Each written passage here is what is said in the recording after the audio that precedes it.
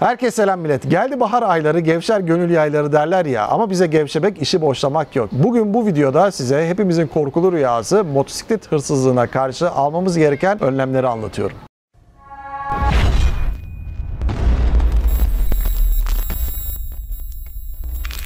Bahar ayları dedim ya, gerçekten de bahar aylarında motosiklet hırsızlığına karşı bir artış oluyor. Bunun da bana göre şöyle bir nedeni var. Hani diyorlar ya, böyle bir motosiklet mevsimi var diye. İşte o motosiklet mevsiminde yeni motora başlayan arkadaşlarımız çok fazla oluyor. Ve bazen vurdum duymazlıktan, bazen de işte motosiklette ekipmandı, kasktı vesaire derken bütçe ayıramamaktan güvenlik önlemlerini biraz boşlayabiliyoruz. Bu nedenle de çok fazla canlar yanabiliyor. Şimdi size motosiklet hırsızlığına karşı benim aldığım önlemleri anlatacağım. Motosiklet güvenlik sistemleri deyince akla gelen en trend konu takip sistemleri. Fakat takip sistemleri de tek başına yeterli olmuyor. Bu konuyla alakalı da takip sistemlerinin yapmış olduğu reklamlarda iki büyük hata var. Bunlardan birincisi, sadece takip sistemiyle motorunuzun korunabileceği algısını yaratmaları, ki öyle bir şey gerçekten de yok.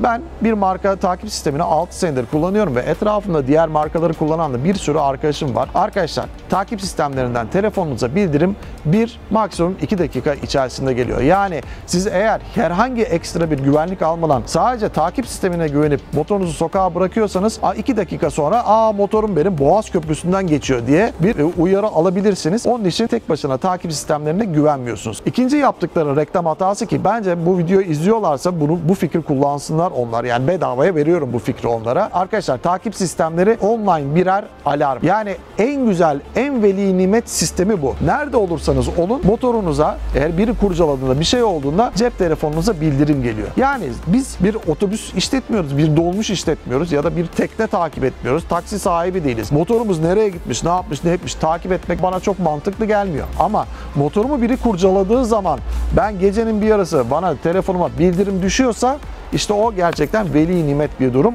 Online alarm olarak bu iş tanıtılır ve reklamları yapılırsa bence çok daha fazla yararlı olacak. Şimdi peki abi, takip sistemlerinde bildirim bu kadar geç geliyorsa ne işe yarayacak derseniz, bunu arkadaşlar takip sistemlerini farklı argümanlarla desteklememiz lazım.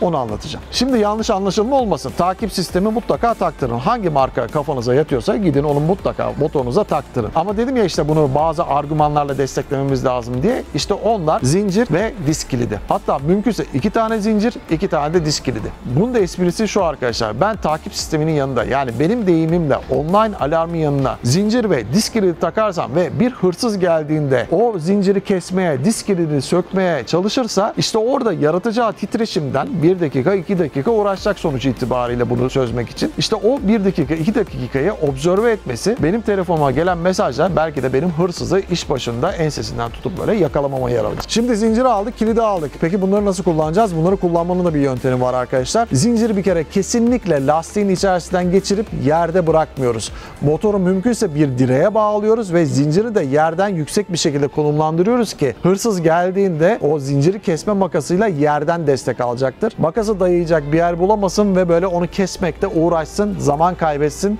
hatta kesemeden gitsin diye. Eğer imkanınız da varsa 1 değil 2 zincir kullanıyoruz.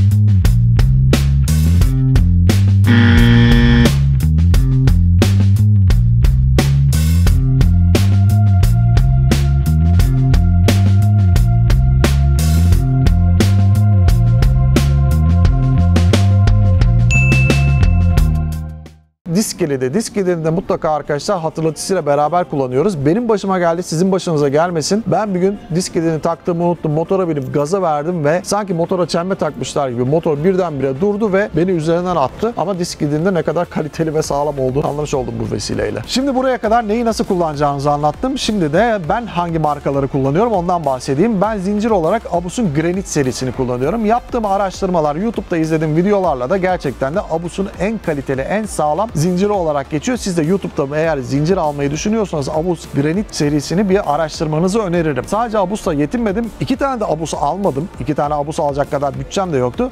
Bir tane de Trendyol'dan düşük bütçeli bir zincir aldım. Dedim ya, işte burada maksat hırsızı caydırmak. Yani hırsız eğer benim motorumu çalmaya yeltenirse, ya bunda 2 tane zincir var, bununla mı uğraşacağım diye belki vazgeçip gitmesi, yok anam illa ben bu motoru alacağım diye uğraşırsa da işte orada zaman kaybetmesi ve bana alarmın gelmesi amacı ile 2 zincir takıyorum arka lastiğe. Ön tarafta disk kilidi olarak da Aura'nın 10 mm'lik bir disk kilidini kullanıyorum. Bundan çok memnunum. Az önce anlattım ya, gerçekten de sağlamlığını bana kanıtlamış bir marka oldu. Bakın o konuda da Abus'ta da Aura'nın disk kilidinde de kefilim. Bu iki markayı da gerçekten gönül rahatlığıyla alıp kullanabilirsiniz. Fakat benim kullandığım disk kilidi alarmsız disk kilidi olduğu için ben bir tane de onu da desteklemesi amaçlı Trendyol'dan düşük bütçeli 250 lira civarlarındaydı. Şu anda ne kadar fiyatı bilmiyorum. Bir alarmlı disk kilidiyle de diğer diske de onu takaraktan yine güvenliğimi destekledim. Güvenliği birazcık daha arttırmış oldum. Peki abi bu kadar anlattın. Sen ne takip sistemi kullanıyor diyecek olursanız ben 6 senedir Tekno Takip kullanıyorum arkadaşlar ve gayet de memnunum. Fakat ilk takıldığı zamanlarda bu işte uzaktan motoru stop etme gibi bir şeyler vardı. Ona da hibrit bağlantı diyorlar. O aküyü bitiriyordu. Yani o benim bir aküme mal oldu diyebilirim arkadaşlar. Sonra onu iptal ettirdim. Sadece takip ve online alarm sistemine geçirdim. Sistem öyle olduğu zaman herhangi bir sıkıntısız bir şekilde kullanabiliyorsunuz. Hırsıza kilit dayanmaz derler ama işte bu yöntemlerle hırsızı belki caydırabiliriz. Bu arada arkadaşlar yapmamız gereken çok ama çok önemli bir uyarı daha var. Bu hırsızlıkların çoğu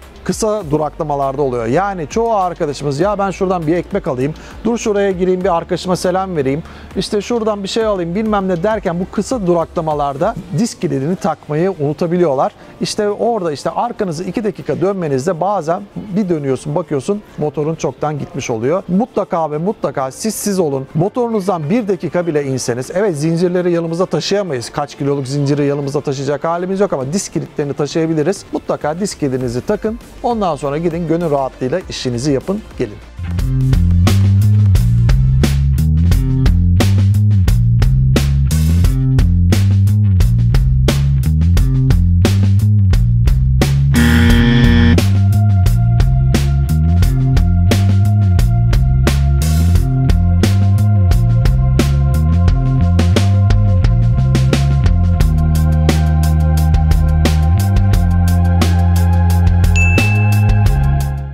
Toparlamak gerekirse o zaman ne yapıyoruz? Mutlaka ve mutlaka motorumuza bir takip sistemi, benim deyişimle online alarm takıyoruz. Ayrıyeten eğer bütçemiz yetiyorsa 2 tane zincirle arkaya, ön tarafa da 1 ya da 2 tane disk kilidiyle de bunları destekliyoruz ki işte o takip sisteminin online alarmın telefonunuza gelme süresini observe edebilsin, motorunuzu daha korunaklı bir hale getirebilsin diye.